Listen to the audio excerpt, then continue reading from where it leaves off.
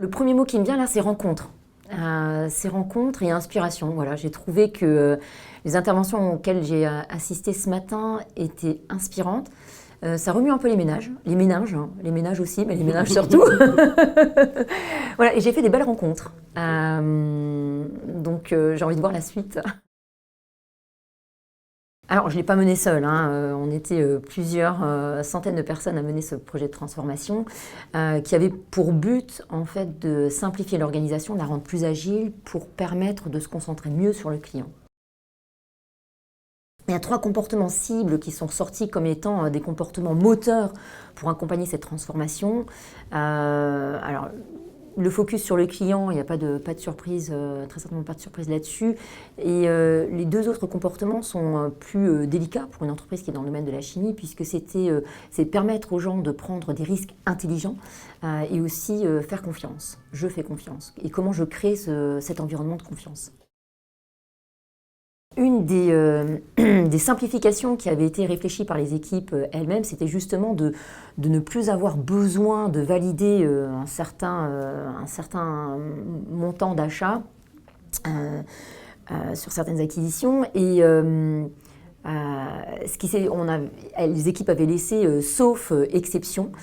Et en fait, ce qui s'est passé, c'est que 90% des retours ont été sous l'effigie exception. Voilà. Donc ça nous a montré clairement que des simplifications, même si elles sont pensées par les personnes elles-mêmes, elles ne sont pas forcément faciles à mettre en œuvre parce que ça touche au final la valeur ajoutée de la personne qui était en charge d'approuver cette demande d'achat. Alors, comment on les amène à travailler sur eux? Déjà, ma conviction, c'est que qui dit entreprise en transformation, dit transformation des leaders, des managers et des collaborateurs.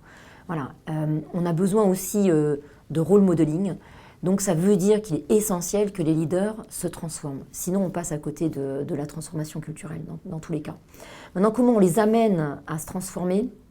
Enfin, en tout cas, à travailler sur eux, c'est tout d'abord par une prise de conscience. Il y a un minimum de volonté qu'ils doivent avoir et après il y a aussi créer les conditions pour que ça se fasse au mieux. C'est-à-dire que l'entreprise se doit de créer les conditions pour accompagner la transformation de ses dirigeants. À partir du moment où ils rentrent dans ce processus de transformation personnelle, et quelquefois on touche aussi à un processus de transformation identitaire parce que leur posture change. Ils ne sont plus dans le « je dois montrer », c'est juste que ça se passe. Voilà, ça, à un moment donné, la carapace tombe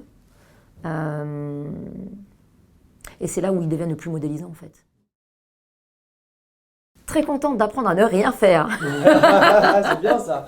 C'est super difficile. La procrastination est un vecteur d'apprentissage. Absolument. C'est très difficile de ne pas remplir ses journées.